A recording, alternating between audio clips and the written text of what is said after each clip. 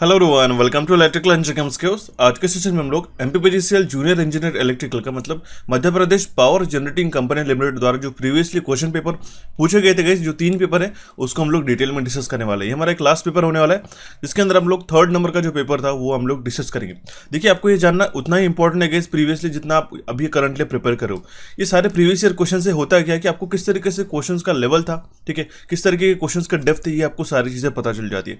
ये और साथ ही साथ आपको 2023 के एग्जामिनेशन में काफी ज्यादा ये फायदेमंद रहती है। ओके, तो इन सारी बातों को आपको कंसीडर करते हुए ये सारे सेशन को अच्छी तरीके से वॉच करना है। अभी यहाँ पे आपको 3rd नंबर दिखाई दे रहा होगा, तो इसके पहले कि अगर आपने 2 सेशन नहीं देखे होंगे, सेशन नंबर 1 और सेशन नंबर 2, तो उसकी लिंक मैंने आपको डिस्क्रिप्शन बॉक्स में प्रोवाइड करके रखे, उसको जाके वॉच कर सकते हो। सबसे पहले तो आपको एक चीज बताना चाहते हो, ये सारे जो सेशन है काफी इंपॉर्टेंट है। अगर हर पेपर में 75 क्वेश्चन मल्टीप्लाइड बाय 3 भी अगर हम लोग करते हैं तो यहाँ पे 225 क्वेश्चंस यहाँ पे कंप्लीटली हमारे प्रिपेयर हो जाते हैं, ठीक है।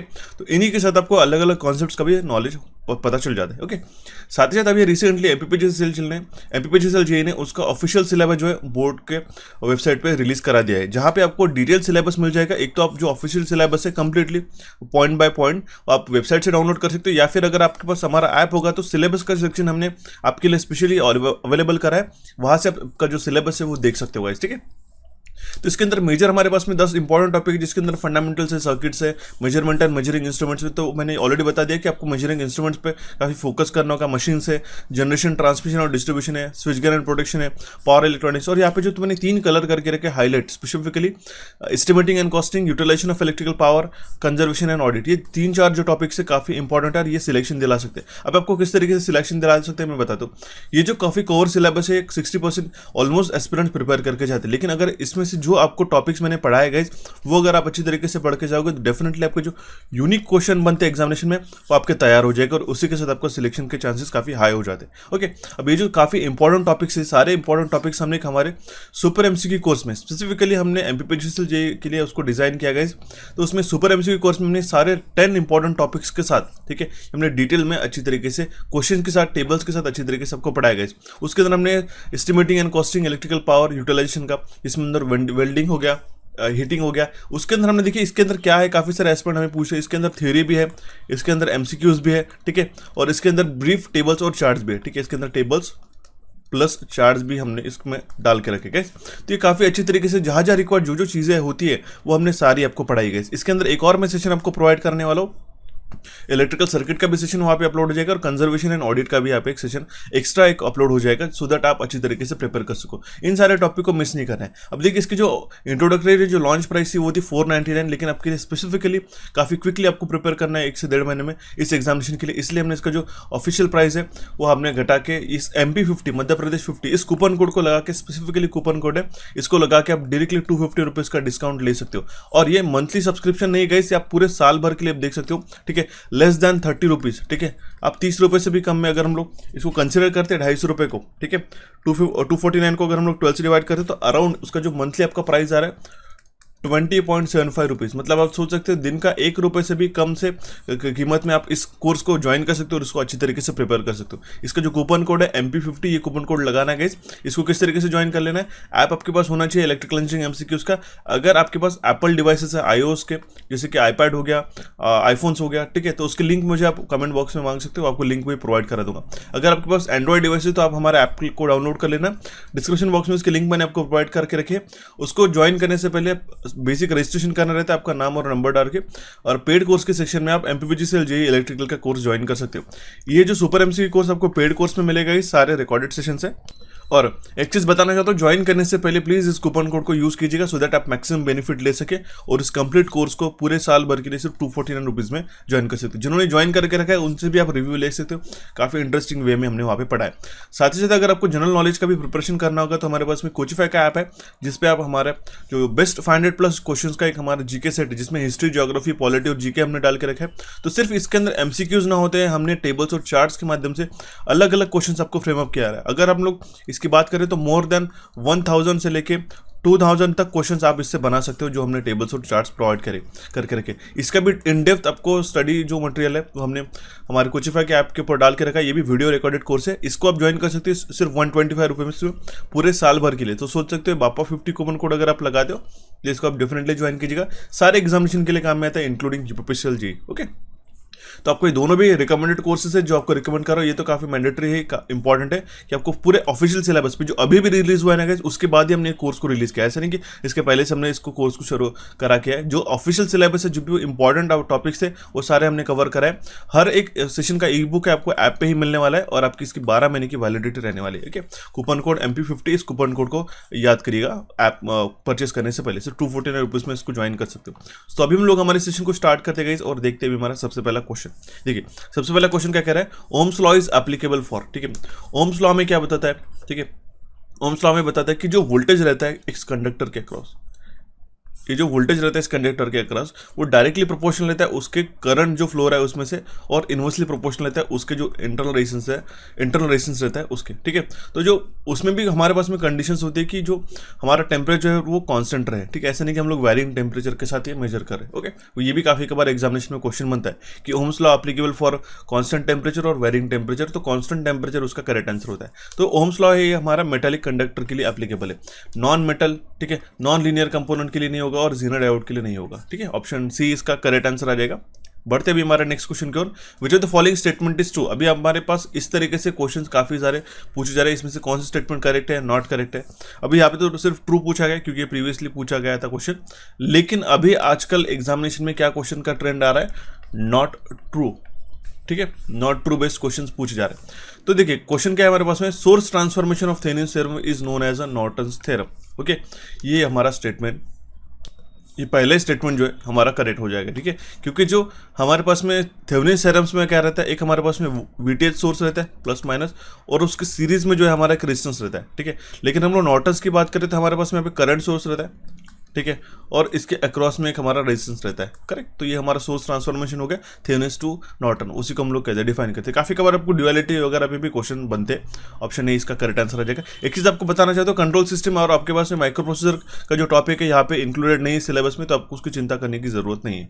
ठीक है, सिलेबस में 1 बाय 1 अच्छी सारी छोटी छोटी चीजें जो है आपको वॉच कर लेने का, बिल्कुल भी स्किप नहीं करना है कहीं पे भी। ठीक है, for an ideal current source the internal resistance is, ideal current source के लिए जो इंटरनल रेजिस्टेंस रहता है वो कितना रहता है, वो रहता है इनफाइनाइट, और हम लोग उसको पैरेलल में कनेक्ट करते हैं। आइडियल करंट सोर्स की बात करते हैं गाइस। ठीक है, करंट सोर्स की, ओके, ना कि आइडियल एमिटर, ना कि दूसरे बाकी हमारे पास में जो कंपोनेंट्स है वो। ठीक है, जनरली दो चीजें आपको पता होनी चाहिए, एक तो आइडियल करंट सोर्स और दूसरा है आपका आइडियल वोल्टेज सोर्स। ठीक है, इसमें क्या होता है कि अगर हम लोग आइडियल करंट सोर्स की बात करें तो इसका जो इंटरनल रेजिस्टेंस रहता है वो इनफाइनाइट रहता है। ठीक है, और वो हम लोग उसको पैरेलल में कनेक्ट करते हैं। वोल्टेज सोर्स की हम लोग जहाँ पे बात करते हैं तो वहाँ पे जो हमारे पास में इंटरनल रेजिस्टेंस है वो जीरो रहता है। ठीक है, और वो हम लोग इसको सीरीज में कनेक्ट करते हैं। तो ऑप्शन ए इसका करेक्ट आंसर आ जाएगा। नेक्स्ट क्वेश्चन पूछा गया हमारे पास में, the superposition theorem is not applicable for. ठीक है, सुपरपोजिशन थ्योरम इनमें से किसके लिए एप्लीकेबल नहीं है। ठीक है, जहाँ पे हम लोग उसको लगा के सॉल्व नहीं कर सकते। ओके, तो सुपरपोजिशन थ्योरम सबसे पहले तो ऐसा सर्किट एनालिसिस का थ्योरम है हमारा, जो नेटवर्क में, अगर हमारे नेटवर्क में दो से ज़्यादा हमारे पास में सोर्सेस है, ठीक है, जो प्रेजेंट है और अब वो कनेक्टेड है, उनको हम सॉल्व करने के लिए इसको यूज़ करते हैं। ठीक है, तो वो किसके लिए एप्लीकेबल नहीं है, तो वो हमारे नॉन लीनियर सर्किट्स के लिए एप्लीकेबल नहीं है। ऑप्शन सी यहाँ पे इस क्वेश्चन का करेक्ट आंसर आ जाएगा। देखिए डिपेंडेंट वोल्टेज सोर्स को, एक आपको छोटा सा मैं होमवर्क दे रहा हूँ, अगर उसमें डिपेंडेंट वोल्टेज सोर्स या फिर करंट सोर्स है सुपरपोजिशन थ्योरम में सॉल्व करते हो, तो हम लोग उसको किससे रिप्लेस करते हैं, मुझे कमेंट बॉक्स में कमेंट करके जरूर बताइएगा। ठीक है, सो बढ़ते अभी हमारा नेक्स्ट क्वेश्चन की ओर। काफी सिंपल सा क्वेश्चन है guys, the unit of conductivity is. अब देखिए कंडक्टिविटी का यूनिट क्या होता है और रेजिस्टिविटी का यूनिट होता है। काफी कबार हमने ये नोटिस किया, रेजिस्टिविटी का यूनिट होता है, ये होता है ओम मीटर। ठीक है, ओम, इस तरीके से काफी सारे एस्पिरेंट ने उसका करेक्ट आंसर मार्क करके ओम पर मीटर। मैंने काफ़ी सारे प्रीवियस के जो आपके आंसर्स की आप हमें भेजते हो उनको नोटिस करके आपको मैंने नोटिस करा कि जो कॉमन मिस्टेक है ओम पर मीटर ये एस्पिरेंट्स करके आते हैं, लेकिन ये ओम पर मीटर सरासर गलत है। ठीक है, ओम मीटर्स होता है। ठीक है, ये करेक्ट हो जाएगा ओम मीटर्स। ठीक है, ये करेक्ट है और ये ऊपर का इनकरेक्ट है। उसी तरीके से कंडक्टिविटी क्या है, ठीक है, कंडक्टिविटी है हमारा रेसिप्रोकल ऑफ रेजिस्टिविटी। ओके, तो कंडक्टिविटी का हम लोग सिग्मा से डिफाइन करते हैं, which is equal to S × m/m²। Correct, तो ये होता है हमारा सीमेंस पर मीटर। ऑप्शन बी इसका करेक्ट आंसर आ जाएगा। ठीक, सिंपल सा क्वेश्चन था guys. Next question is form factor is defined as, काफ़ी कबार ये जो शिफ्ट है हमें काफ़ी इजी लग रही है, ठीक है। काफ़ी इसके पहले के जो क्वेश्चंस पेपर थे हमने दोनों भी शिफ्ट सॉल्व किए थे, थोड़ा सा एक हम लोग एक लेवल हमने देखा था। यहाँ पे फॉर्म फैक्टर का ही पूछा गया डेफिनेशन, ठीक है। अब जो फॉर्म फैक्टर होता है ये होता है 1.11, ठीक है, किसके लिए, साइनोसाइडल के लिए। तो फॉर्म फैक्टर का जो डेफिनेशन होता है ये होता है RMS upon average, RMS to the average. Option B will be the correct answer in this case, ठीक है। बढ़ते हुए हमारे नेक्स्ट क्वेश्चन की ओर गाइस, अगर I1 और I2 दो करंट सोर्सेज जो हमने सीरीज में कनेक्ट करके रखे सेम डायरेक्शन में, तो टोटल करंट उसका कितना हो जाएगा, ठीक है।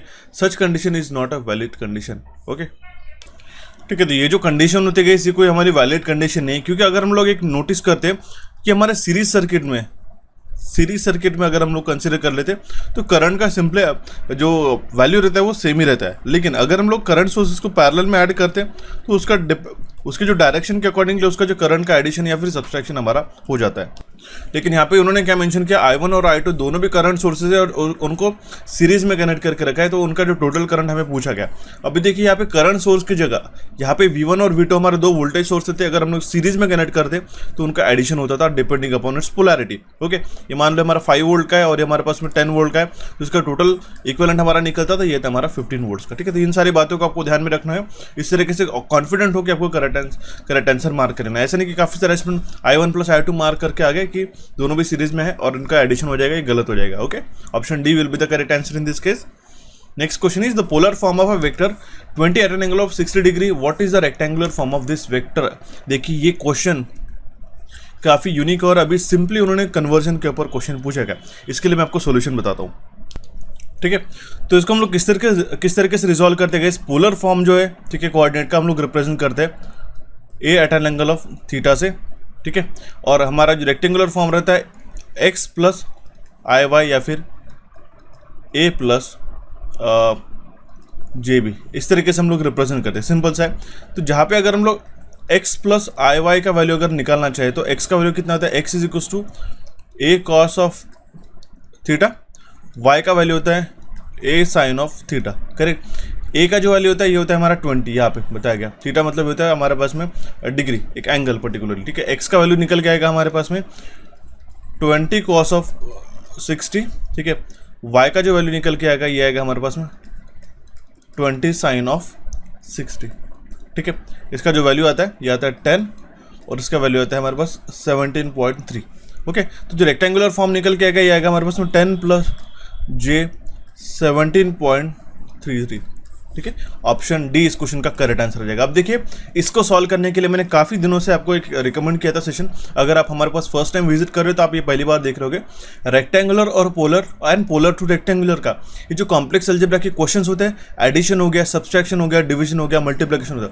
अब देखिए ऐसे जो क्वेश्चन है काफ़ी कॉमनली नहीं पूछा जाता, रेयरली पूछा जाता है, लेकिन ये जो आपको कन्वर्जन है गाइस ये आपको सर्किट नेटवर्क्स में, सर्किट्स में, बाकी जगह भी आपको काम में आते हैं, ओके। इसीलिए आपको अगर आपको एडिशन में, सब्सट्रैक्शन में, डिवीजन में और मल्टीप्लिकेशन में दिक्कत जा रही होगी तो आप फ्री ऑफ कॉस्ट हमारा सेशन जाके देख सकते हो, काफ़ी इंपॉर्टेंट है। और हमने एग्जांपल के साथ समझाया कि किस तरीके से कन्वर्ट करते हैं, एक तो हमारे पास पोलर टू रेक्टेंगुलर या फिर रेक्टेंगुलर टू पोलर हम लोग किस तरीके से कन्वर्ट करते हैं, इसका फॉर्मूले के साथ सिंपल वे में हमने एक्सप्लेन किया, डेफिनेटली वॉच कीजिएगा इसको, ठीक है। और अगर आपको हमारा चैनल इलेक्ट्रिकल इंजीनियरिंग एमसीक्यूज आपके एग्जामिनेशन के प्रिपरेशन में वैल्यू ऐड कर रहा होगा तो डेफिनेटली सब्सक्राइब कीजिएगा, क्योंकि काफ़ी कम बार मैं ऐसा कहता हूँ आपको रिसेंटली, और हमने नोटिस किया कि अराउंड 53% एस्पिरेंट जो है, ठीक है, वो सब्सक्राइब्ड है चैनल पे, और अराउंड जो 47% हमारे पास एग्जैक्ट ये नंबर्स आ चुके हैं, तो 47% एस्पिरेंट जो अभी तक सब्सक्राइब नहीं है। तो आप भी हमें अगर सेशंस को वॉच कर रहे होगे तो सब्सक्राइब करके वॉच कीजिएगा, इससे हमें रीच मिलता है और इससे हमें एक मोटिवेशन मिलता है आपके लिए इस तरीके से सेशंस प्रोवाइड कराने के लिए यूट्यूब पे, ठीक है। जितना अच्छा आपका रिस्पॉन्स रहेगा उतने मैक्सिमम आपको सेशंस प्रोवाइड कराते रहूँगा, ठीक है। ऑप्शन डी इसका करेक्ट आंसर आ जाएगा।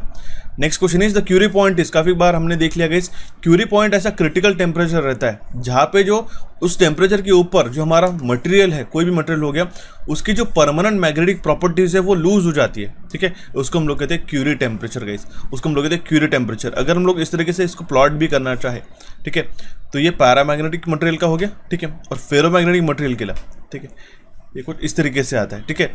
तो यहाँ तक का जो हमारे पास टेम्परेचर रहता है ये सेट पॉइंट, ठीक है, तो उसको हम लोग कहते हैं क्यूरी टेम्परेचर की। यहाँ पे आप देख सकते हो उसका जो ये है, ठीक है, ये हमारा टेम्परेचर यहाँ पे, इसकी जो मैग्नेटिज्म है, ठीक है, हमारा मैग्नेटिज्म लूज हो रहा है, तो ये हमारा रहता है क्यूरी टेम्परेचर। इस टेम्परेचर के ऊपर जो कोई मटेरियल है हमारा, उसकी परमानेंट मैग्नेटिक की प्रॉपर्टीज है वो लूज हो जाती है, ठीक है। ऑप्शन ए इसका करेक्ट आंसर आ जाएगा। Next question is the permeability of a vacuum. Vacuum का परमेबिलिटी पूछा गया, ठीक है। देखिए वैक्यूम की परमेबिलिटी हम लोग म्यू जीरो से रिप्रेजेंट करती है। क्या होता है, mu upon mu r. Mu r हमारा रिलेटिव परमेबिलिटी होता है। परमिटिविटी इज डिफरेंट और परमेबिलिटी अलग होती है। परमिटिविटी हम लोग डायरेक्ट से रिलेट करते हैं और परमेबिलिटी हम लोग मैग्नेटिक मटेरियल से रिलेट करते हैं, ठीक है। तो जो हमारे पास में वैक्यूम का हमारा परमेबिलिटी है तो वो है 4 पाई इंटू 10⁻⁷ एच बाय मतलब कहते हैं हेनरी पर मीटर। ये यूनिट्स बिल्कुल भी भूलना है गाइस। काफ़ी कबार कूलम पर मीटर इस तरीके से ऑप्शन रहते हैं और हम लोग सिर्फ लर्न करके जाते हैं काफ़ी कबार एस्पिरेंट। ये 4 पाई इंटू 10⁻⁷ यूनिट क्या है ये हमें पता ही नहीं होता। और परमेबिलिटी का काफ़ी कबार यूनिट भी पूछा था। मैंने इस तरीके से पेपर्स को एनालाइज किया गाइस, मैं आपको बता देता हूँ गाइस। 2014 से अभी तक की, ठीक है, अभी तक 2020-23 तक सारे पेपर्स को जितने भी सेंट्रल लेवल के, ठीक है, मोस्ट इंपॉर्टेंट जो पेपर्स रहते हैं प्लस स्टेट लेवल के, इसके पहले के भी हमने एनालाइज किया गया, ठीक है। बट वो स्टेट लेवल्स के थे अलग अलग, ओके, अलग अलग डिफरेंट। बट जो इंपॉर्टेंट क्वेश्चंस पूछे जाते हैं, ठीक है। अब हम लोग कह सकते हैं 2015-16 में तो कोई, अगर हम लोग बात करें तो जो पेपर का लेवल अगर आप अभी चेक करोगे तो हम लोग ना easy to moderate, easy to medium level ही कंसिडर कर सकते हैं। लेकिन वहाँ तक से अभी तक मैंने पेपर्स को एनालाइज किया, काफ़ी कबार एस्पिरेंट ने इस तरीके से छोटी छोटी गलतियाँ की है।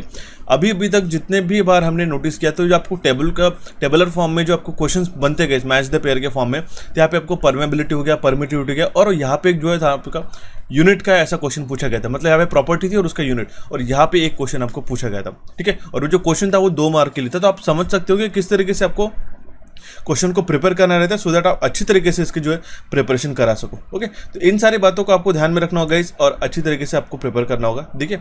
देखते सोच रहा तो अभी जो बढ़ते भी हमारे नेक्स्ट क्वेश्चन की ओर, और क्वेश्चन है हमारा the piezo electric material converts, ठीक है। पीजो इलेक्ट्रिक मटेरियल कन्वर्ट करते हैं हमारा मैकेनिकल टू इलेक्ट्रिकल एनर्जी, ठीक है। Mechanical vibrations into electrical energy में कन्वर्ट करने का काम किसका रहता है, पीजो इलेक्ट्रिक मटेरियल का, ओके। ऑप्शन बी इस क्वेश्चन का करेक्ट आंसर आ जाएगा। Next question is which of the following is a paramagnetic material. अभी आपको पता होना चाहिए 3 तरीके के मैग्नेटिक मटेरियल होते हैं, फेरोमैग्नेटिक, पैरामैग्नेटिक और डायामैग्नेटिक। तो फेरोमैग्नेटिक मटेरियल है काफ़ी स्ट्रांगली अट्रैक्ट होते हैं मैग्नेटिज्म से, ठीक है, और मैग्नेट से, चाहे वो इलेक्ट्रोमैग्नेट हो चाहे फिर परमानेंट मैग्नेट हो, ओके। तो इसके भी एग्जाम्पल जो है सबसे पहले तो आपको वो ध्यान में रख लेने होगा इस, और पैरामैग्नेटिक मटेरियल का जो एग्जाम्पल आता है वो होता है हमारा मैग्नीशियम, ओके। ऑप्शन ए इस क्वेश्चन का करेक्ट आंसर आ जाएगा। और पैरामैग्नेटिक मटेरियल के जो अलग अलग ऑप्शन होते हैं, क्रोमियम हो गया या फिर एल्यूमिनियम हो गया, वो भी हमारा एक एग्जाम्पल होता है, वो भी पता करना होगा आपको, ठीक है। ऑप्शन ए इस क्वेश्चन का करेक्ट आंसर आ जाएगा। Next question is when a pure semiconductor is heated its resistance, ठीक है। अगर हम लोग सेमीकंडक्टर हीट करते हैं तो उसका रेजिस्टेंस डिक्रीज हो जाता है। क्यों? क्योंकि सेमीकंडक्टर क्या होता है गाइस, ये होता है हमारे पास में नेगेटिव टेम्परेचर कोएफिशिएंट। मतलब क्या होता है, टेम्परेचर अगर बढ़ा, ठीक है, तो हमारा रेजिस्टेंस है वो घट जाएगा, ठीक है। इतना ही आप ध्यान में रख लीजिए, ये होता है हमारा नेगेटिव। अब आपको काफ़ी कबार एनटीसी और पीटीसी में कंफ्यूजन होता है, तो आप मैं अभी आपको दूर करा देता हूँ। क्या करेगा, पॉजिटिव टेम्परेचर कोएफिशिएंट, मतलब किस तरीके से ध्यान में रखना होगा, अगर आपका टेम्परेचर बढ़ता है तो रेजिस्टेंस बढ़ता है, बस इतना ही आप ध्यान में रख लीजिएगा। अगर आपको कंफ्यूजन होता है, हालांकि तो काफ़ी फंडामेंटल चीज़ है ये, ठीक है। उसी तरीके से एनटीसी को आप ध्यान में रख सकते हो, अगर टेम्परेचर बढ़ता है तो हमारा रेजिस्टेंस घटता है, सिंपल है, ओके। और इसी के साथ आपको नेगेटिव टेम्परेचर कोएफिशिएंट के साथ में जीरो टेम्परेचर कोएफिशिएंट के क्या ध्यान में रखना होगा, एग्जाम्पल ध्यान में रखना। अगर हम लोग कहाँ पे यूज़ करते हैं, उसको हम लोग रेजिस्टेंस को बनाने के लिए यूज़ करते हैं। क्यों यूज़ करते हैं? क्योंकि अगर ये एनटीसी या पीटीसी होते हैं, हालांकि एनटीसी पीटीसी हम लोग थर्मिस्टर्स में इस्तेमाल करते हैं, ठीक है, इसकी प्रॉपर्टी, लेकिन जीरो टेम्परेचर कोएफिशिएंट होने का मतलब एक ही रहता है कि अगर हम लोग हमारे कोई भी कंपोनेंट में, डिवाइसेस में रेजिस्टेंस का वैल्यू टेम्परेचर के अकॉर्डिंगली चेंज होता है तो वो गलत बात होती है, क्योंकि उसके कारण हमारे पूरे जो इक्विपमेंट का बिहेवियरल चेंजेस हो रहा है, चेंज हो जाता है, ठीक है। उसकी जो परफॉर्मेंस है, प्रॉपर्टी से चेंज हो जाती है, ठीक है। मान लो अगर 20 डिग्री पे हमारे यहाँ पे रेजिस्टेंस बता रहा है 10 किलो ओम्स का, और यहाँ पे 30 डिग्री हो गया तो यहाँ पे हमारा बता रहा है, ठीक है, 12 किलो ओम्स का, तो ये बात गलत हो जाती है इस केस में। इसीलिए हम लोग जीरो टेम्परेचर कोएफिशिएंट के ही मटेरियल्स को इस्तेमाल करते हैं for manufacturing of resistances. Option B इसका करेक्ट आंसर आ जाएगा। The next question is ferromagnetism is. अब देखिए मैग्नेटिज्म के ऊपर 2 क्वेश्चन पूछे गए, ठीक है। एक तो हमारे पास में एग्जांपल पूछा गया और दूसरा इसका प्रॉपर्टी। फेरोमैग्नेटिज्म क्या है, एक हमारा फिनोमेना है in which and on application of magnetising force the domain become aligned to produce strong magnetic field within the part.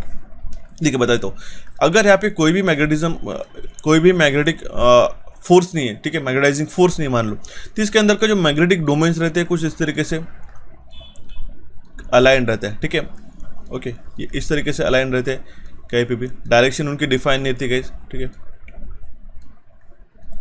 Okay, अगर हम लोग इसको मैग्नेटाइजिंग फोर्स किस तरह से क्रिएट कर पाओगे, एक अगर आप कॉइल लेते हो और यहाँ पे आप एक फॉर्मर लगा देते हो, फॉर्मर मतलब ये हुआ हमारा एक कोर, ठीक है। तो इसके कारण you will be able to produce a strong magnetic field, यहाँ पे पोलर क्रिएशन हो जाता है, ठीक है। You just try to understand basic thing, मैं आपको समझा रहा हूँ, छोटी छोटी चीज़ें गाइस, बिल्कुल इसको बिल्कुल भी स्किप करके देखना नहीं है, ठीक है। ओके, इसको अगर आप यहाँ पे मैग्नेटाइजिंग फोर्स यहाँ पे अप्लाई करते तो इसमें चेंजेस क्या आते हैं, बिहेवियरल चेंजेस, ठीक है। इसकी प्रॉपर्टी किस तरीके से चेंज होती है, इसके अंदर के डोमेन है, डोमेन मतलब जो एरोज है, ठीक है, जो मैग्नेटिज्म को बढ़ावा देते हैं या फिर सर्टन डायरेक्शन में मैग्नेटिज्म प्रोड्यूस करने के लिए मदद करते हैं, तो ये हमारे अलाइन हो जाते हैं, तो काफ़ी क्विकली अलाइन हो जाते हैं किसमें, फेरोमैग्नेटिक मटेरियल में, ठीक है। इस तरीके से स्ट्रेट लाइन में आ जाते हैं, ठीक है।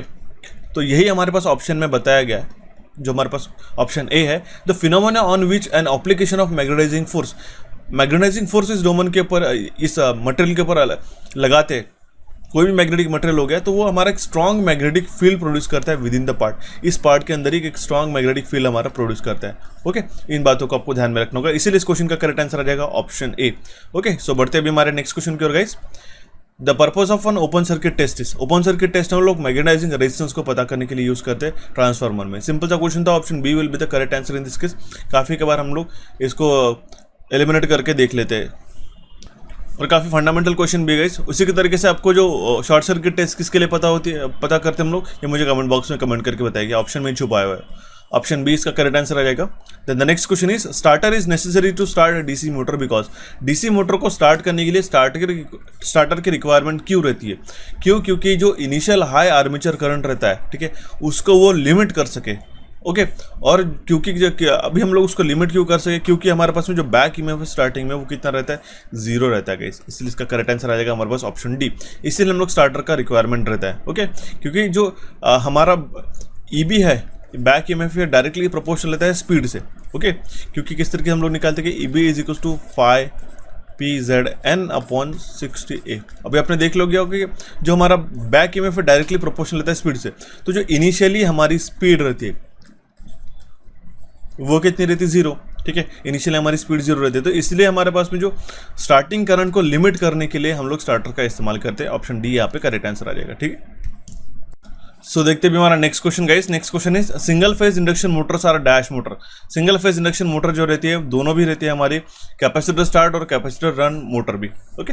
कैपेसिटर स्टार्ट भी रहती है और कैपेसिटर स्टार्ट कैपेसिटर रन भी रहती है, मतलब जो हमारे पास स्टार्टिंग में कैपेसिटर यूज होता है एक कंडीशन में, दूसरे कंडीशन में कैपेसिटर स्टार्टिंग के वक्त और रनिंग के वक्त भी यूज किया जाता है, ऑप्शन डी इसका करेक्ट आंसर आ जाएगा। अब देखिए कैपेसिटर का यूज करने का क्या कारण है, छोटा सा आपको मैं क्वेश्चन पूछ रहा हूँ इंडक्शन मोटर में, ओके। जरूर मुझे कमेंट बॉक्स में कमेंट करके बताइएगा। Next question is, a 4-pole 50 Hz induction motor has a slip of 0.5. What will be the value of rotor induced voltage frequency? ठीक है, एक 4-pole 50 Hz इंडक्शन मोटर में स्लिप है, उसका वैल्यू 0.5, तो उसका जो रोटर इंड्यूस्ड वोल्टेज फ्रीक्वेंसी वो कितना रहेगा, सिर्फ सिंपली 25 हर्ट्ज रहेगा, ऑप्शन डी इसका करेक्ट आंसर रहेगा। मैं किस तरीके से बता दे रहा हूँ गाइस, जो हमारे पास में रोटर फ्रीक्वेंसी रहता है वो हमारा slip times of supply frequency रहता है, ठीक है। तो हमारा स्लिप कितना है, हमारा 0.5, सप्लाई फ्रीक्वेंसी हमारे पास 50 है, 50 का आधा कितना हो जाता है, 25 हर्ट्ज, ऑप्शन डी इसका करेक्ट आंसर आ जाएगा, ओके। बढ़ते हुए हमारा नेक्स्ट क्वेश्चन की ओर, hunting and phase swing is negligible for, ठीक है। हंटिंग और फेज स्विंग जो है हमारे 3 फेज इंडक्शन मोटर के लिए निग्लिजिबल रहती है, ऑप्शन डी इसका करेक्ट आंसर आ जाएगा। अब देखिए हम लोग ऐसा क्यों कह रहे हैं कि हंटिंग और फेज स्विंग जो है वो हमारे इंडक्शन मोटर में क्यों ये रहती नहीं है, मतलब कि वो निग्लिजिबल है, या फिर हम लोग कह सकते हैं कि ये प्रेजेंट नहीं रहते। इट इज़ बिकॉज कि जो हंटिंग है हमारा जनरली ये कांस्टेंट स्पीड मोटर्स में हमें ऑब्जर्व करने को मिलती है, इसलिए हमने देखा होगा कि जो हंटिंग का फिनोमेना है हमें सिंक्रोनस मोटर में भी दिखाई देता है, ओके। सिंक्रोनस मशीन्स में हमें वो दिखाई देता है, तो ऑप्शन डी इसका करेक्ट आंसर आ जाएगा। Next question is, aquadag coating is used in, aquadag coating हम लोग सीआरओज में यूज करते हैं कैथोड रे ऑसिलोस्कोप में, ठीक है। कैथोड रे ऑसिलोस्कोप में हम लोग एक्वाडैक की कोटिंग यूज करते हैं फ्लोरोसेंट स्क्रीन के लिए, ओके।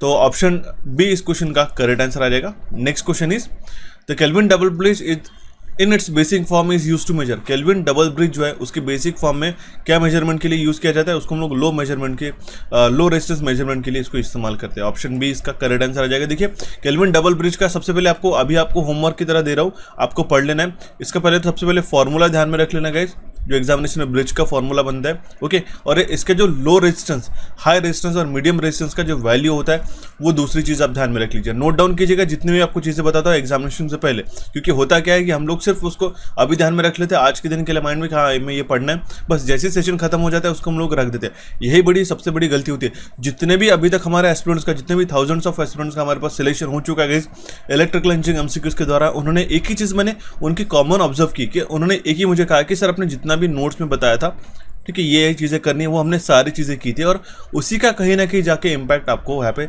सिलेक्शन में देखने को मिलता है। क्योंकि होता क्या है कि वो अगर 10 सेशन भी मान लेते हैं और 10 सेशन में अगर हम लोग हर एक सेशन में 3-4 कॉन्सेप्ट भी मैं आपको बताता हूँ कि ये आपको वॉच करना है, ये पढ़ लेना है, ये सारी चीज़ें कर लेनी है, तो उससे आप सोच सकते हो कि कितनी आपकी पढ़ाई हो जाती है और वही यूनिक क्वेश्चन रहते गए। अगर वही आपके एग्जामिनेशन में करेक्ट बन जाते तो आपका सिलेक्शन डेफिनेटली हो जाता है। ऑप्शन बी इसका करेक्ट आंसर आ जाता है। Next question is 2 wattmeters are used to measure the power in a 3-phase balance load. The wattmeter readings are 8.2 kilowatt और 7.5 किलोवाट। तो हमारा एक्टिव पावर कितना रहेगा? एक्टिव पावर इनका दोनों का एडिशन रहेगा, ठीक है।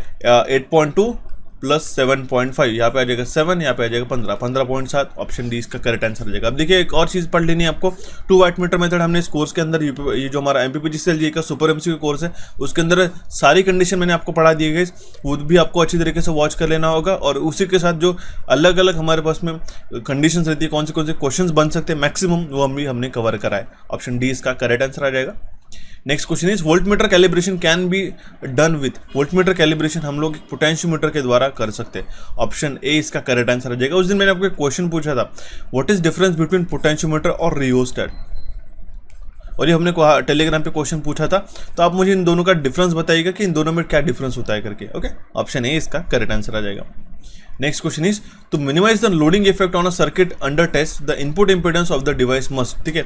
अगर हमारा जो लोडिंग इफेक्ट है सर्किट, जो हम लोग जिसको भी टेस्ट कर रहे हैं उसको रिड्यूस करना है, तो हमारा जो इनपुट इंपीडेंस होता है डिवाइस का वो हमारा हाई होना चाहिए, it should be very high. Option B इसका करेक्ट आंसर आ जाएगा। Next question is the loss angle of a capacitor can accurately measured using, ठीक है। जो लॉस एंगल होता है कैपेसिटर का हम लोग एक्यूरेटली किसके द्वारा मेजर कर सकते हैं? By using Schering bridge. Option C will be the correct answer in this case, ठीक है। Next question is 1 milliampere meter movement with an internal resistance of 100 ohm is to be converted into a 0 to 100 milliampere range. The value of shunt resistance required is, काफी simple सा question है। मैंने आपको बताया था अगर हमारे पास में एक एमीटर है, ठीक है, ये लो वैल्यू करंट मेजर करता है, तो उसको अगर हमें हाई वैल्यू करंट मेजर कराने के लिए क्या करते हैं हम? एक लो वैल्यू ऑफ शंट इसके पैरेलल में कनेक्ट करते हैं, ठीक है। लो वैल्यू ऑफ शंट उसके पैरेलल में कनेक्ट करते हैं, ठीक है। तो उसका जो रेजिस्टेंस रहता है वो रहता है R is equal to IM into RM, okay. या फिर मैं आपको डायरेक्टली इसका जो है एक्सप्लेनेशन ही बता देता हूँ, सो दैट काफ़ी सारे एस्पिरेंट जो है यहाँ पे उनको जो कॉन्सेप्ट है क्लियर हो जाएगा, ओके। अब देखिए ये होता है हमारे पास में एमीटर, ओके। ये हो गया हमारे पास में इसका इंटरनल रेजिस्टेंस, ठीक है। ये हो गया हमारे पास में इसका शंट गाइस, ठीक है। ये शंट का जो वैल्यू है ये हमारा लो रेजिस्टेंस, ठीक है। इसको हम लोग RSS से डिफाइन कर लेते। ये गया हमारे पास में RSH, ओके। ये हो गया इसका इंटरनल रेजिस्टेंस RM, इस मीटर का इंटरनल रेजिस्टेंस RM, ओके।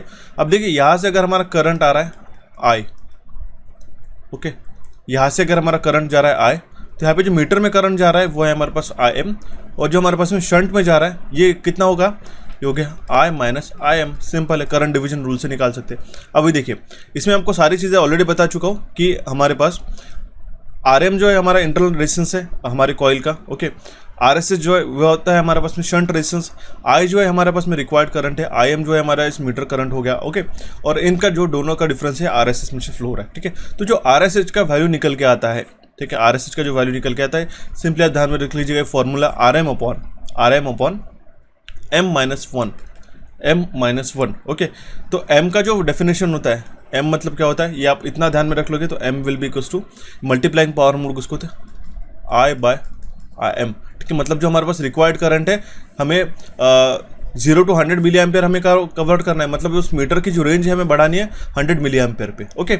और इसका जो ओरिजिनल कितना है हमारे पास में, वो है हमारे पास सिर्फ 1 मिली एम्पेयर का, तो उसको हमें 100 में कन्वर्ट करना होगा, ओके। तो यहाँ पे अगर हम लोग वैल्यू सब्स्टिट्यूट कर देते, ठीक है, यहाँ पे अगर हम लोग वैल्यू सब्स्टिट्यूट कर देते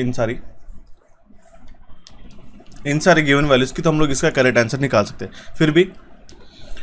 और यहाँ पे जो हमारे पास में जो वैल्यूज है हम लोग सब्स्टिट्यूट कर देते, किस तरीके से हो जाएगा? देखिए RM का जो है जो मीटर रेजिस्टेंस है, वो है हमारे पास में 100 ओम्स का, ठीक है, ये 100 ओम्स का हो गया, डिवाइडेड बाय एम।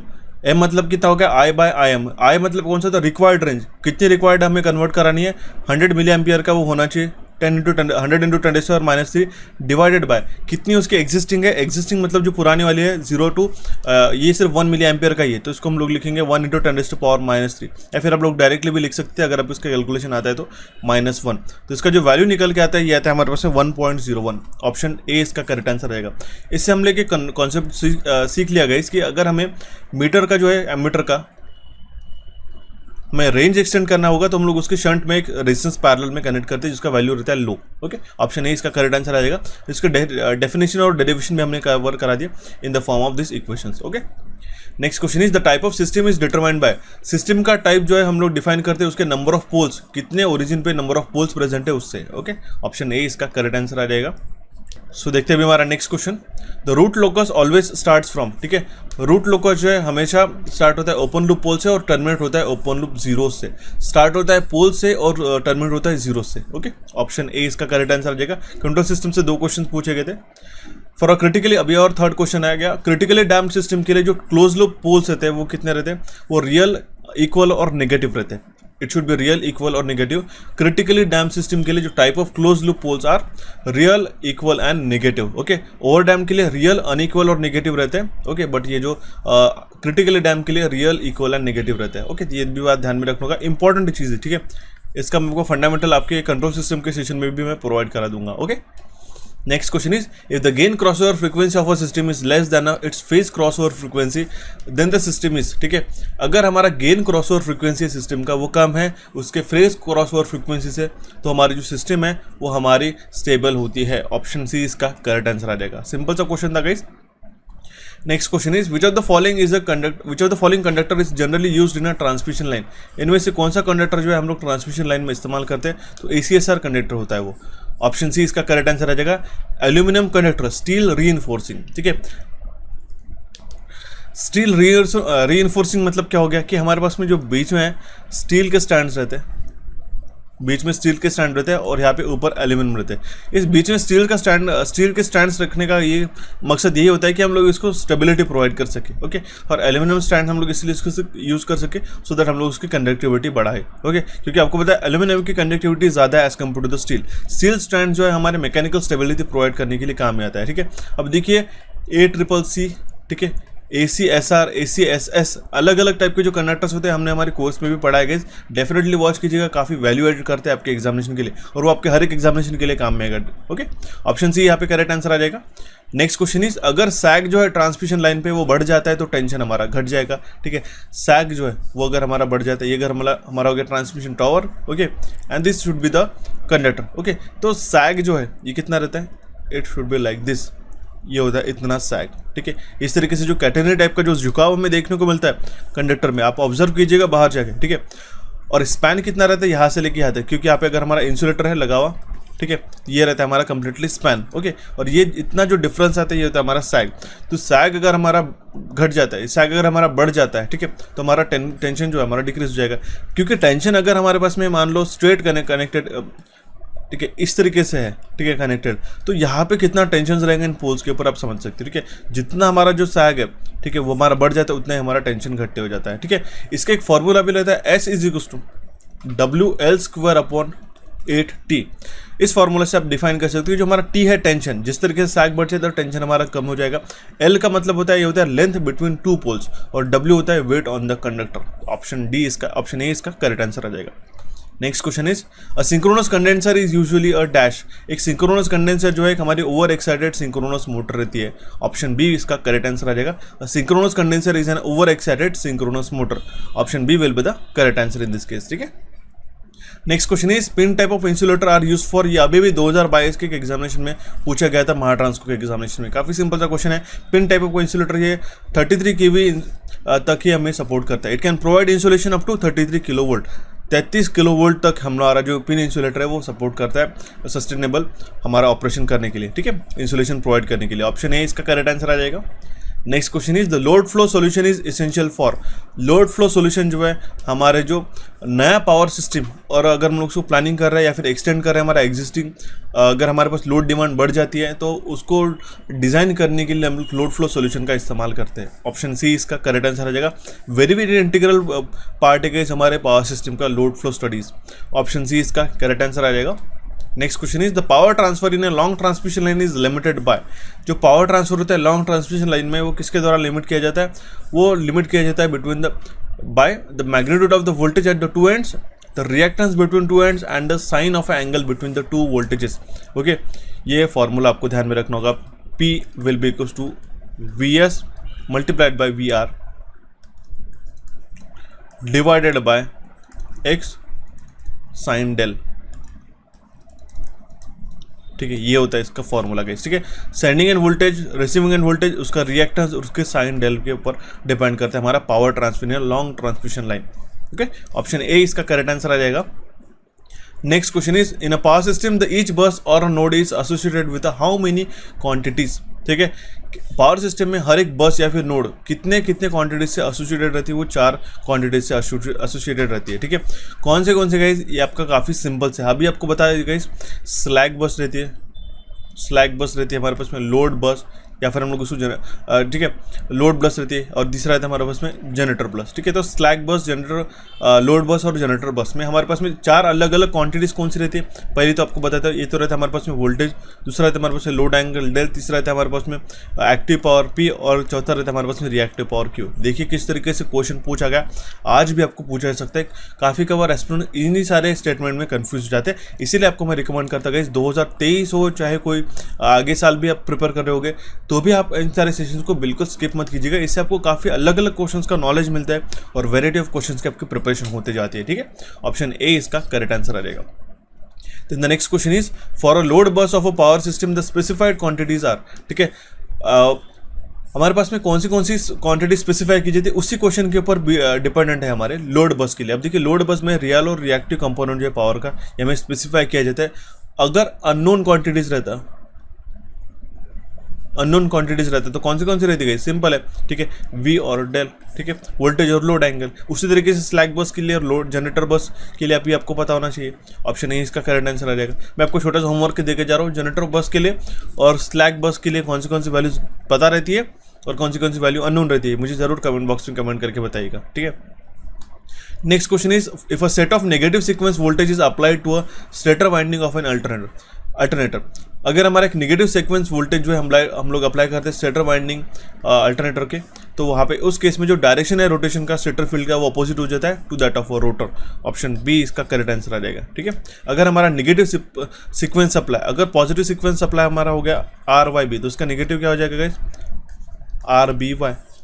ये हो गया हमारे पास नेगेटिव। लेकिन अगर आप इस तरीके से लिखते हो YBR, ठीक है, या फिर BRY, ठीक है, तो ये हमारा एक ही सीक्वेंस हो गया। यहाँ पे हमने 2 फेजेस को इंटरचेंज कर दिया तभी जाके हमारा नेगेटिव होता है। इसके कारण हमारा जो रोटेशन है वह चेंज होता है, इन्वर्ट हो जाता है। ओके, क्लॉकवाइज का एंटी क्लॉकवाइज और एंटी का क्लॉकवाइज। ओके, ऑप्शन बी इसका करेक्ट आंसर आ जाएगा।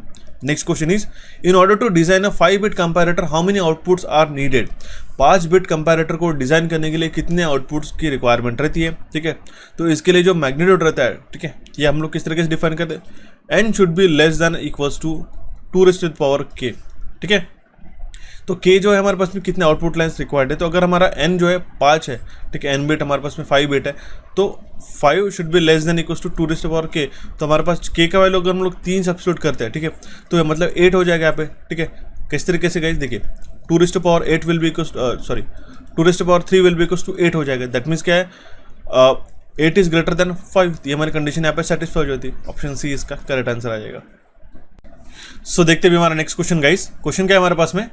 If the present state is 0 and next state is 1 then dash. ठीक है, अगर हमें एक फ्लिप फ्लॉप से बेसिस क्वेश्चन पूछा गया, अगर हमारे प्रेजेंट स्टेट 0 और नेक्स्ट स्टेट हमारे 1 होती है तो हमारे पास उस कंडीशन में जो j का वैल्यू होगा 1 और k जो होगा वो डोंट केयर होगा। ऑप्शन ए इस क्वेश्चन का करेक्ट आंसर आ जाएगा। ठीक है, फ्लिप फ्लॉप में आप इसको डेफिनेटली अंडरस्टैंड कर सकते हो guys. Option A will be the correct answer in this case. ठीक है, अगर हम लोग आपको चाहिए फ्लिप फ्लॉप्स का जो डिटेल थियरी है तो मैं आपको यूट्यूब पे पढ़ा दूंगा। जितने इंटरेस्टेड एस्पिरेंट्स होंगे तो प्लीज़ मुझे कमेंट बॉक्स में कमेंट करके बताइएगा, क्योंकि अगर मैं आपको सारी कंडीशंस यहाँ पे बताऊंगा तो काफ़ी सेशन का अराउंड हमें बस 30 मिनट्स का रिक्वायरमेंट टाइम रहेगा, ठीक है, रिक्वायर्ड टाइम रहेगा। ओके, नेक्स्ट क्वेश्चन हमारे पास में डी मॉर्गन्स थ्योरम हमें बताता है डिजिटल इलेक्ट्रॉनिक्स से क्वेश्चन पूछा गया है, कॉम्प्लीमेंट्स ऑफ ए और B is a multiplication of complement of A and complement of B. ये हमें क्या बताता है, D Morgan's theorem.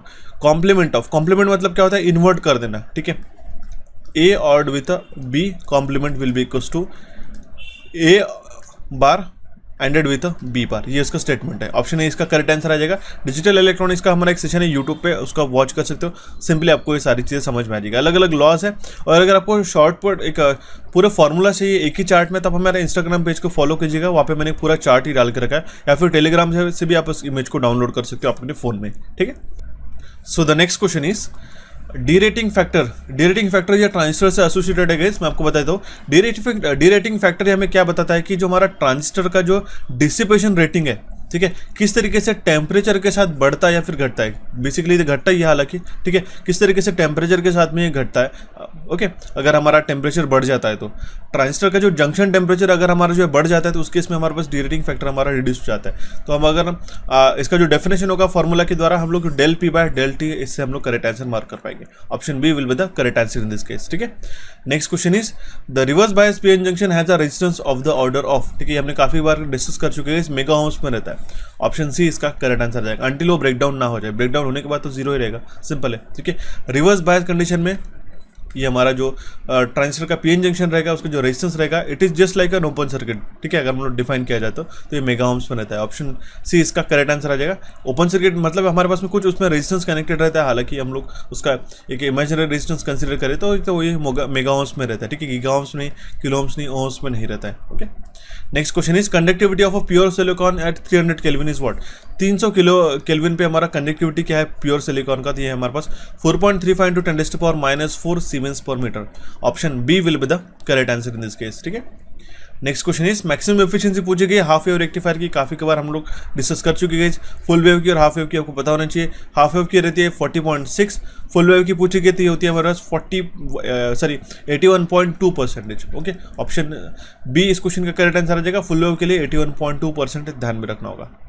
Next question है unit of mobility mu of a charge carrier, ठीक है, जो मोबिलिटी है म्यू चार्ज कैरियर का उसका यूनिट हमें पूछा गया है, ये होता है हमारे पास मीटर स्क्वायर पर volt second, metre square plus पर वोल्ट सेकंड, ठीक है। Mu H is equal to क्या होता है, मीटर पर सेकंड डिवाइड बाय वोल्ट पर मीटर। सो ऑप्शन बी इस क्वेश्चन का करेक्ट आंसर आ जाएगा। Next question is the energy of a photon light is proportional to, ठीक है, फोटोन लाइट की जो एनर्जी रहती है किससे प्रोपोर्शनल रहती है, रहती है प्रोपोर्शनल ऑफ फ्रीक्वेंसी से। ऑप्शन ए इसका करेक्ट आंसर आ जाता है। फोटोन की एनर्जी हम लोग किस तरीके से डिफाइन करते हैं, E will B equals to H into F, ठीक है। एच होता है हमारे पास में प्लैंक्स कांस्टेंट हम लोग इसको कहते हैं, और एफ होता है हमारा फ्रीक्वेंसी। ऑप्शन ए इसका करेक्ट आंसर आ जाएगा। The next question is in a transistor base current is about, जो हमारा बेस करंट रहता है वो इमीटर करंट के 5% रहता है सिर्फ। Okay, option B, option C इस क्वेश्चन का करेक्ट आंसर आ जाएगा, काफी सिंपल है। नेक्स्ट क्वेश्चन इज अगर हमारा वीजे जो है जंक्शन वोल्टेज है और स्टेप ग्रेडेड जंक्शन डायोड में जो विड्थ है डब्ल्यू, जो विड्थ है हमारे डब्ल्यू डिप्लेशन लेयर की, वो किस तरीके से वैरी होते हैं, हमें ऐसे क्वेश्चन में पूछा गया। अगर हमारा वीजे जो है वो जंक्शन वोल्टेज है in a step graded junction diode the width W of a depletion layer varies as square root of VJ. Option C इसका करेक्ट आंसर आ जाएगा, ठीक है। विड्थ जो होती है वो डायरेक्टली वेरी करते हैं स्क्वायर रूट ऑफ वीजे, ठीक है, जहाँ पे वीजे क्या है हमारा जंक्शन वोल्टेज है। ऑप्शन सी इसका करेक्ट आंसर आ जाता है। Next question is operating point represent, operating point क्या रिप्रेजेंट करता है, zero signal values of IC and VCE, ठीक है, zero signal values of IC and VCE. Option B will be the correct answer in this case. इसके लिए आपको Q point अच्छी तरीके से समझना आना चाहिए कि हमारा जो ट्रांजिस्टर है इसका हम लोग क्यू पॉइंट किस तरीके से वैरी करते हैं। अगर हमारा आईसी और यहाँ पे वीसी किस तरीके से जो हम लोग प्लॉट करते हैं ग्राफ में, यहाँ पे जो क्यू पॉइंट है किस तरीके से इसका वैल्यू कम या ज़्यादा होता है, ये आपको अच्छी तरीके से थ्योरी पढ़ना होगा अगर आपको इस क्वेश्चन का डेफिनेटली ईजी और क्विक आंसर मार्क करना होगा तो। ओके, ऑप्शन बी इसका करेक्ट आंसर आ जाएगा। Next question is if RC and RL represent the collector resistance and load resistance, मतलब आरसी हो गया कलेक्टर और आरएल हो गया हमारा लोड रेजिस्टेंस, तो सिंगल स्टेज एम्पलीफायर में एसी लोड क्या रहेगा, एसी लोड जो रहेगा वो आरसी पैरेलल टू आरएल, ठीक है, RC parallel to RL. Option C इसका करेक्ट आंसर आ जाएगा। ओके, ये हमें किस तरीके से पता कर सकते हैं, सिंगल स्टेज एम्पलीफायर के सर्किट से हम लोग इसको आसानी से समझ सकते हो। ओके, ऑप्शन सी इसका करेक्ट आंसर आ जाएगा। Next question is in a thyristor amplifier, in a transistor amplifier which capacitors are generally used. ठीक है, ट्रांजिस्टर एम्पलीफायर में हम लोग इलेक्ट्रोलाइटिक कैपेसिटर का इस्तेमाल करते हैं। ऑप्शन ए इसका करेक्ट आंसर आ जाएगा। उसी दिन मैंने सेशन लिया था कि इसके इलेक्ट्रोलाइटिक कैपेसिटर का जो है हमारा वोल्टेज रेंज मैंने आपको बताया। ठीक है, जरूर मुझे कमेंट बॉक्स में कमेंट करके बताइएगा। Next question is which of the following power semiconductor devices has a highest voltage power rating. इनमें से कौन सा पावर सेमीकंडक्टर डिवाइस में हाईएस्ट वोल्टेज या फिर पावर रेटिंग है? ये होती है SCR की, सिलिकॉन कंट्रोल रेक्टिफायर की। सिमिलर सा क्वेश्चन पूछा गया कि हमें इसका हाईएस्ट पावर हैंडलिंग कैपेबिलिटी किसका है, तो ये मुझे कमेंट बॉक्स में कमेंट करके बताइएगा। ठीक है, सिंपल सा क्वेश्चन है, इसका जो बेसिक टास्क है आपको मुझे कमेंट बॉक्स में कमेंट करना होगा इसका करेक्ट आंसर। ठीक है, नेक्स्ट क्वेश्चन है हमारे पास में डायक इज टर्न ऑन बाय। ठीक है, डायक और ट्राइक ये आपको दोनों भी चीज़ें पता होनी चाहिए। डायक जो है वो टर्न ऑन होता है ब्रेक ओवर वोल्टेज से। ऑप्शन ए इसका करेक्ट आंसर आ जाता है। इसका जो कैरेक्टरिस्टिक्स होता है ये कुछ इस तरीके से हमारे पास प्लॉट होता है। ठीक है, तो यहाँ पे जो VBO रहता है, ठीक है, VBO जो रहता है, ठीक है, ये हमारा कैरेक्टरिस्टिक्स इस तरीके से। ठीक है, तो यहाँ पे जो VBO रहता है इससे हमारा यहाँ पे ब्रेक और वोल्टेज क्रॉस होने के बाद ये डायरेक्टली जो हमारा करंट है बढ़ना शुरू हो जाता है। ठीक है, तो ये ब्रेक और वोल्टेज को क्रॉस करने के बाद ये हमारा डायरेक्ट टर्न ऑन हो जाता है। ठीक है, next question is the number of independent loop for a network with a node N and a branches B is given by. ठीक है, ये होता है B माइनस N+1। ठीक है, ये होते हैं हमारे पास में number of independent loops for a network, या जहाँ पे N क्या डिफाइन करते हैं नंबर ऑफ नोड्स और B होता है हमारे पास में number of branches. Option C इसका करेक्ट आंसर आ जाएगा। Next question is the energy stored in an inductor is what. ठीक है, जो एनर्जी स्टोर्ड होती है हमारे इंडक्टर में हम लोग किस तरीके से डिफाइन करते हैं? Li²/2। ठीक है, हाफ Li²। ठीक है, 1/2 Li², इसी को इस तरीके से लिखा गया है just. Okay, so the next question is ampere second is a unit of. Ampere second किसका यूनिट है? सिंपल है, पावर का नहीं होगा, एनर्जी का नहीं, कैपेसिटेंस का नहीं, charge. Option B will be the correct answer in this case. काफी कबार मैं आपको ऑप्शन बताता हूँ, ऑप्शंस को एलिमिनेट कीजिएगा आप। ठीक है, ऑप्शंस को एलिमिनेट कीजिएगा तभी जाके आप करेक्ट आंसर क्विकली मार्क कर सकते हो। देखिए, सबसे पहला अप्रोच मैं तो आपको काफी कबार एस्पिरेंट्स को रिकमेंड करता हूँ, अगर आपको कंफ्यूजन हो रहा होगा तो डायरेक्टली देखिए एम्पियर सेकंड पावर का यूनिट नहीं है। ठीक है, एनर्जी का भी नहीं है। ठीक है, अगर आपको कंफ्यूजन हो रहा है कि चार्ज है कैपेसिटेंस है, हालांकि कैपेसिटेंस का तो जो यूनिट है ये हमारा फैरेड में रहता है, तो इसी से हम लोग एलिमिनेट कर सकते हैं। ठीक है, ये बारह एलिमिनेट हो गया, हमारा ऑप्शन भी इसका करेक्ट आंसर हो जाएगा। ये अप्रोच आपको लगाना होगा, इससे इसकी जो आपकी जो स्मार्ट अप्रोच है ये बढ़ते जाता है। ओके, ऑप्शन बी इसका करेक्ट आंसर आ जाएगा। Next question is power factor मतलब क्या होता है? R/Z। काफी कबार हम लोग डिफाइन कर चुके हैं, cos φ will B equals to R/Z। इस फॉर्मूला से भी आप निकाल सकते हो। Z हो गया हमारा इंपिडेंस, R हो गया हमारा रेजिस्टेंस। नेक्स्ट क्वेश्चन इज अगर हम लोग अप्लाई कर रहे हैं KVL को, तो जो डायरेक्शन है जहाँ पे लूप हम लोग ट्रेस करते हैं, ठीक है, ये किस तरीके से रहते हैं, ये इंपॉर्टेंट रहती है या नहीं रहती है? Following the sign convention. ठीक है, जो KVL लगाते वक्त हमारी जो डायरेक्शन है, किस डायरेक्शन में हम लूप को ट्रेस कर रहे हैं, ये इंपॉर्टेंट नहीं होता है, लेकिन उसके साइन कन्वेंशन काफी इंपॉर्टेंट है। ऑप्शन सी इसका करंट आंसर रहेगा। देख सकते हो किस तरीके से क्वेश्चन को फ्रेम करके आपको पूछा गया guys. Option C will be the correct answer in this case. ठीक है, next question is the maximum value of coefficient of coupling or a magnetic coupling coefficient is 1। ठीक है, जो मैक्सिमम वैल्यू रहता है K का, वो रहता है हमारा 1, कोएफिशिएंट ऑफ कपलिंग, जिसको हम लोग किस तरीके से डिफाइन करते हैं? m/√L1 × L2।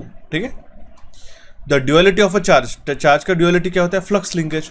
ऑप्शन ए इसका करेक्ट आंसर रहेगा। सिंपल सा क्वेश्चन था गाइस। ओके, वोल्टेज नहीं होगा, करंट नहीं होगा, इंडक्टेंस नहीं होगा, flux linkage is an duality of charge. Okay, so the next question is the probability of having an electron in an Fermi level for a semiconductor it is equals to 0.5।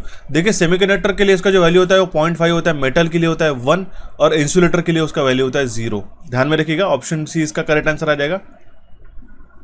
Next question is when damping ratio zeta lies between 0 to 1 then the circuit classification comes under damp. ये हमारा जो control system है वहां से question पूछा गया। Under damped होता है अगर हमारा जीटा का वैल्यू 0 और 1 के बीच में रेंज करता है तो। सो इसका करेक्ट आंसर आ जाएगा हमारा option A, under damp system के लिए होता है। ठीक है, अगर अनडैम्प्ड है तो हमारा जीटा का वैल्यू कितना रहता है? 0। ठीक है, क्रिटिकली डैम्प्ड है तो जीटा का वैल्यू 1 होता है। ठीक है, ओवर डैम्प्ड है तो हमारा जीटा का वैल्यू ग्रेटर देन 1 रहता है। अगर हमारा अंडर डैम्प्ड है तो जीटा का वैल्यू लेस देन 1 रहता है। ऑप्शन ए इस क्वेश्चन का करेक्ट आंसर आ जाएगा। Then the next question is the total equivalent impedance of a s domain network obtain as a view through a input terminals is called. ठीक है, उसको हम लोग कहते हैं ड्राइविंग पॉइंट इंपीडेंस। ऐसा total equivalent impedance s domain network में जो हम लोग इनपुट टर्मिनल से देखते हैं उसको हम लोग कहते हैं driving point impedance. Option C इसका करेक्ट आंसर आ जाएगा। Next question is the Laplace of the response is same as the system function for. जो लैप्लास रहता है इस रिस्पॉन्स का वो सेम किसके लिए रहता है? वो यूनिट स्टेप रिस्पॉन्स के लिए रहता है, जिसका वैल्यू रहता है 1। ऑप्शन ए इसका करेक्ट आंसर आ जाएगा। Next question is H parameter पूछे गए सिमेट्री के लिए, ठीक है। अब देखिए सिमेट्री हो गया, रेसिप्रोसिटी हो गया, ये आपको कंडीशन पूछी जाती है, ठीक है। तो जो कंडीशन रहती है रेसिप्रोसिटी सिमेट्री की, वो क्या रहती है, H11 minus H11 into H22 minus H12 into H21। तो हमारा ऑप्शन ए इस क्वेश्चन का करेक्ट आंसर रहेगा H11 into H22 minus H12 into H21 will B equals to 1। ये हो गया हमारे पास condition of symmetry. Reciprocal condition में क्या होता है, H12 विल B equals to minus H21, ये होते हैं हमारे रेसिप्रोकल कंडीशन, ठीक है। ऑप्शन बी इसका करेक्ट आंसर आ जाएगा। Next question is which of the following is an incorrect, इसमें से क्या स्टेटमेंट इनकरेक्ट है, H21 will B equals to 1/d, ये हमारा इनकरेक्ट हो जाएगा, ओके। ऑप्शन सी इस क्वेश्चन का करेक्ट आंसर आ जाएगा। सिंपल सा क्वेश्चन गाइस, इसका करेक्ट आंसर क्या था, H21 will B equals to minus 1/d, ये होता है करेक्ट, ठीक है। ऑप्शन सी इसका करेक्ट आंसर आ जाएगा। Next question is 8086 has a maximum clock frequencies ranging from, 8086 से मैक्सिमम क्लॉक फ्रीक्वेंसी किसके बीच में रहती है, ये 5 हर्ट्ज से 5 मेगाहर्ट्ज के बीच से 10 मेगाहर्ट्ज के बीच में रेंज करती है, ठीक है। ऑप्शन डी इसका करेक्ट आंसर आ जाएगा। Next question is in 8086 single interrupt belongs to, 8086 में जो सिंगल स्टेप इंटरप्ट है किससे बिलोंग करता है, टाइप 1 सिस्टम से। ऑप्शन ए इसका करेक्ट आंसर आ जाएगा। Next question is the arithmetic operation of NEG inverts, ठीक है। एनईजी का जो अरिथमेटिक ऑपरेशन है वो क्या इन्वर्ट करता है, हर एक बिट जो कि स्पेसिफाई किया जाता है वर्ड द्वारा या फिर बाइट द्वारा, ओके, और वो ऐड करता है हमारा 1। ऑप्शन ए इसका करेक्ट आंसर आ जाएगा। Each bit of a specified byte or a word and adds 1, ठीक है। The arithmetic operation of NEG inverts each bit of a specified byte or a word and adds 1. Then the next question is which of the following flag is not present in a 8085 microprocessor. इस साल आपको microprocessor नहीं है guys, ठीक है। Just आपको एक understanding रखना होगा कि किस तरीके से क्वेश्चन पूछे गए थे। कौन सा फ्लैग प्रेजेंट नहीं 8085 माइक्रोप्रोसेसर में, तो ट्रैप, ठीक है। हालांकि AC ऑक्सिलरी कैरी, ठीक है, पैरिटी फ्लैग, साइन फ्लैग, हम लोग ये इसमें रहता है, ओके। ऑप्शन सी इसका करेक्ट आंसर जाएगा। कितने फ्लैग्स होते हैं मुझे जरूर कमेंट बॉक्स में कमेंट करके बताइएगा। Then the next question is, हमारे पास क्या क्वेश्चन है, the find the physical address if, अगर स्टैक सेगमेंट और स्टैक पॉइंटर का एड्रेस ये हमारे पास वैल्यूज बताई गई, तो हमारे पास फिजिकल एड्रेस क्या होगा ये हमें पूछा गया है। तो हम लोग किस तरीके से रिप्रेजेंट करेंगे, ये हेक्स में रहेगा हमारे पास में स्टैक सेगमेंट, तो ये हमारे पास 000 ना होते एक 5 और हमारा 4 0 एडअप हो जाता है इस केस में यहाँ पे, और यहाँ पे एडअप हो जाएगा हमारे पास FFE0, ओके। इसका एड्रेस क्या हो जाएगा हमारे पास, यहाँ पे 5, इनका एडिशन होगा तो यहाँ पे आएगा FFE0, करेक्ट। ऑप्शन डी इसका करेक्ट आंसर आ जाएगा। Next question is the maximum number of bytes of a instruction 8086 बस interface unit consist of is, maximum number of bytes पूछे गए, maximum number of bytes of instruction पूछे गए बस interface unit में कितने रहते हैं, तो ये 6 बाइट रहता है। ऑप्शन बी इसका करेक्ट आंसर आ जाएगा। स्टैटिक क्वेश्चन उन्होंने पूछ लिया था, ओके। तो ये थे हमारे गाइस कंप्लीटली 75 क्वेश्चन हमारे थर्ड शिफ्ट के भी, ठीक है, जो अभी रिसेंटली जो हमारे पास प्रीवियसली एमपीपीजीसीएल जेईई ने पूछे गए थे। तो आई होप आपको ये सेशन समझ में आएंगे। इसमें कोई भी क्वेरी थी तो प्लीज़ मुझे कमेंट बॉक्स में कमेंट कर सकते हो। जो भी अब आपको मैंने कोर्सेज रिकमेंड किए उसको आप हमारे ऐप को डाउनलोड करके ज्वाइन कर सकते हो गाइस। कूपन कोड को लगाना मत भूलिएगा। टेलीग्राम चैनल को ज्वाइन कर लेना गाइस, सो दैट हम लोग इंटरेक्टिव डिस्कशन आपके साथ टाइम टू टाइम करते रह सके। प्रीवियस सेशन को देखना होगा तो यहाँ पे आप क्लिक करके देख सकते हो, और हमारे चैनल कोचिफायर और इलेक्ट्रिकल इंजीनियरिंग एमसीक्यूज को आप यहाँ पे क्लिक करके सब्सक्राइब कर सकते हो। So thank you for watching this session guys. मिलते हैं अभी हमारे नेक्स्ट सेशन में।